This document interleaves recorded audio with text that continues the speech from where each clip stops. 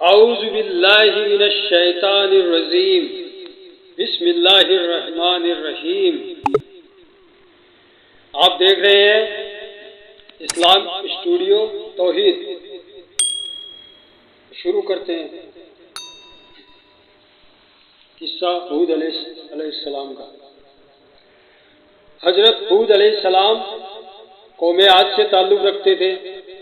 آپ عاد ہی کے شریف اور نیک گھرانے میں پیدا ہوئے۔ حضرت ہود علیہ السلام قوم عاد کو سچائی کا راستہ دکھانے کے لیے بھیجے گئے تھے۔ عاد کی قوم گمراہی میں مبتلا تھی۔ طرح طرح کے گناہ و برے کام کرنا، ظلم، زیادتی و لوٹ مار کرنا ان کی عادت بن چکی تھی۔ خاص کر کمزور طبقہ ان کے ظلم و زیادتی کا شکار تھا۔ غریب کاشتکاروں سے ان کا اناج چھین لیا کرتے۔ قوم عاد کا پیشہ کاشتکاری تھا۔ وہ زراعت کے طریقوں سے بھی اچھی طرح واقف تھے۔ اس کے علاوہ پہاڑوں کی چٹانوں کو کاٹ کر ان پتھروں سے مضبوط عمارتیں بناتے تھے۔ وہ غاروں میں بھی رہتے تھے، پتھروں سے شکار کرتے تھے، جانوروں کو بھون کر کھاتے تھے۔ عاد کے لوگ عیش و عشرت کی زندگی بسر کرتے تھے، لیکن غریبوں اور محتاجوں کا خیال نہیں کرتے۔ بھوکوں کو کھانا نہیں کھلاتے، بلکہ ان کے پاس جو کچھ ہوتا چھین لیتے۔ اللہ کو بھول کر پتھروں کو پوجتے تھے۔ ان کے دل رحم سے خالی ہو چکے تھے۔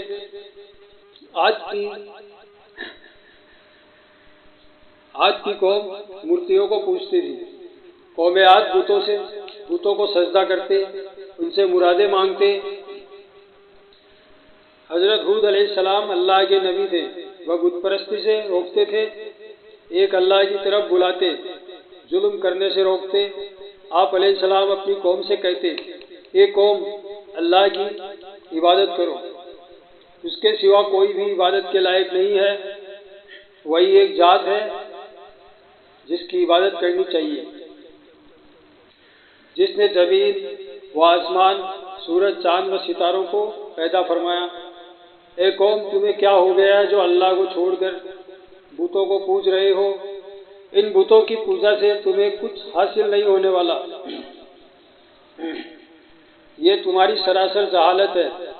آپ علیہ السلام نے فرمایا کہ جو کچھ اللہ نے دیا ہے، اللہ کا شکر بجا لاؤ۔ اس کا طریقہ یہ ہے کہ غریبوں بھوکوں کو کھانا کھلاؤ، ان کا خیال رکھو۔ اگر تم ایسا نہیں کرتے تو یہ تمہاری بدبختی کی علامت ہے۔ حضرت ہود علیہ السلام کی نصیحتیں سن کر لوگ کہتے، ہم جو کرتے ہیں ہماری مرضی ہے، ہم اپنا اناج بھوکوں کو کیوں کھلائیں؟ ہمارے پاس جتنا اناج ہوگا ہم اتنے طاقتور کہلائیں گے۔ ہم تو وہی کرتے ہیں جو ہمارے باپ دادا کیا کرتے تھے۔ آپ علیہ السلام کہتے، اللہ نے مجھے نبی بنا کر بھیجا ہے۔ اے قوم، میری بات مان لو، میں تمہارا بھلا چاہتا ہوں۔ جو کچھ بھی کہتا ہوں اسی میں تمہاری بھلائی ہے۔ آپ علیہ السلام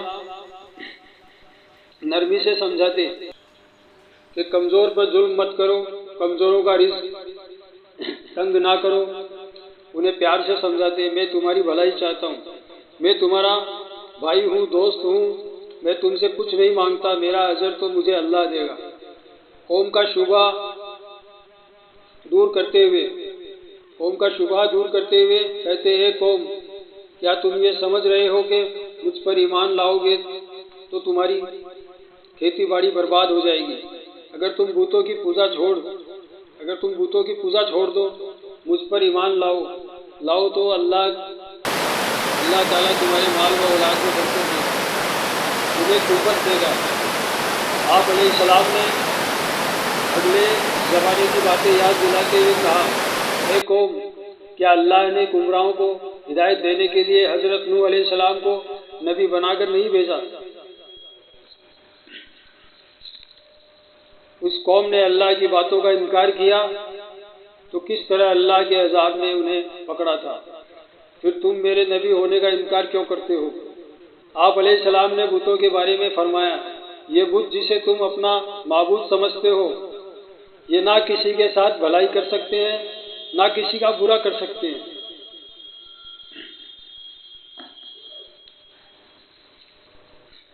تم خود اپنا نقصان کر رہے ہو۔ اللہ ہی ہے جو تمہارا اور ہمارا پروردگار ہے۔ قوم عاد کے لوگ نصیحتیں سنتے اور ایک کان سے سنتے دوسرے سے اڑا دیتے۔ ایک روز قوم عاد کے لوگوں نے ہود علیہ السلام سے پوچھا کہ تم بار بار نبی ہونے کا دعویٰ کرتے ہو، تو اس کی تمہارے پاس کیا دلیل ہے؟ ہمیں دلیل دکھاؤ، ہم دلیل دیکھنا چاہتے ہیں۔ بغیر دلیل دیکھے ہم اپنے معبودوں کو نہیں چھوڑیں گے۔ اور یہ بھی بتاؤ کہ جس عذاب کی بات کر کے ہمیں ڈرا رہے ہو وہ عذاب کب آنے والا ہے؟ حضرت ہود علیہ السلام نے جواب دیا کہ تم مجھ سے سوال کرتے ہو کہ عذاب کب آنے والا ہے، یہ تو اللہ ہی بہتر جانتا ہے۔ میں تو صرف اللہ کا پیغام پہنچانے والا ہوں اور آنے والے عذاب سے خبردار کرنے والا ہوں۔ اور ان تمام کوششوں کے باوجود گمراہ قوم راہ راست پر نہ آئی۔ اللہ کے غضب نے جوش مارا اور عذاب کے آثار پیدا ہونے لگے۔ اللہ نے بارشیں روک دی، پانی کی بے حد قلت پڑ گئی، خشکی سے زمین چٹکنے لگی، کنویں سوکھنے لگے، کھیتوں میں آب پاشی کے لیے بھی پانی نہ تھا، درختوں پودوں کی ہریالی بند پڑنے لگی، پھول مرجھانے لگے۔ قوم عاد پانی کے لیے ترس رہی تھی، پانی کا ایک قطرہ بھی میسر نہیں تھا۔ ان تمام چیزوں کو حضرت ہود علیہ السلام نے اپنی قوم سے فرمایا، اے میری قوم، اپنے رب سے گناہوں کی بخشش کروا لو، توبہ کر لو تاکہ اللہ بارش برسائے۔ نافرمان لوگوں نے کہا، ہم اپنے گناہ نہیں بخشوائیں گے اور تمہیں نبی بھی نہیں مانیں گے۔ یہ لوگ آسمان کی طرف دیکھتے کہ اپنے آپ بادل آئیں گے اور بارشیں ہونے لگیں گی۔ ایک روز ایسا ہی ہوا، بادل کا ایک ٹکڑا نظر آیا، لوگ دیکھ کر خوشی سے جھوم اٹھے کہ اب بارش ہوگی۔ آپ علیہ السلام نے فرمایا، جو تم دیکھ رہے ہو یہ برسنے والا بادل نہیں ہے بلکہ عذاب کی علامت ہے۔ جس عذاب کی میں خبر دیتا تھا اس کا وقت آ پہنچا ہے۔ جو کچھ مجھے کہنا تھا کہہ چکا۔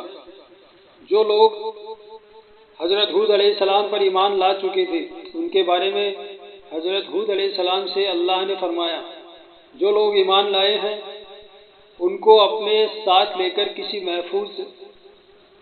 محفوظ مقام کے طرف چلے جاؤ۔ چنانچہ حضرت ہود علیہ السلام ایمان والوں کو ساتھ لے کر نکل گئے۔ شہر میں اب کوئی ایماندار نہیں رہا۔ لوگوں نے دیکھا کہ آسمان میں بادلوں کے ٹکڑے تیر رہے ہیں، ہوائیں چلنی شروع ہوئی۔ لوگوں نے دیکھا کہ آسمان میں بادلوں کے ٹکڑے تیر رہے ہیں، ہواؤں میں اتنی تیزی تھی کہ اس سے پہلے نہ کسی کان نے سنا اور نہ کسی آنکھ نے دیکھا۔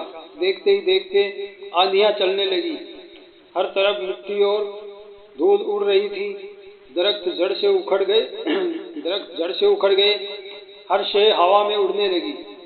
آدمی نہ ٹھہر سکتا تھا نہ بیٹھ سکتا تھا۔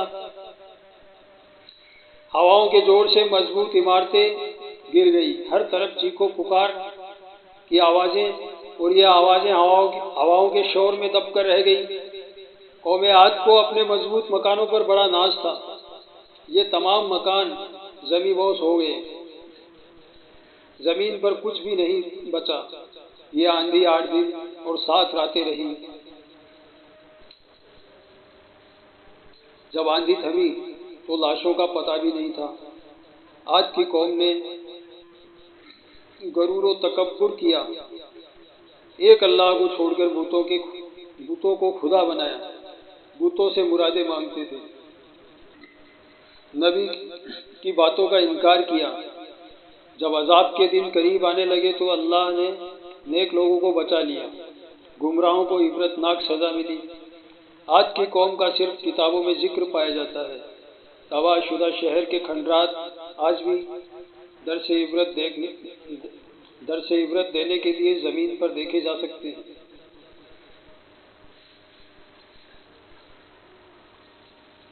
السلام علیکم۔ اس قصے کو یہیں ختم کرتے ہیں۔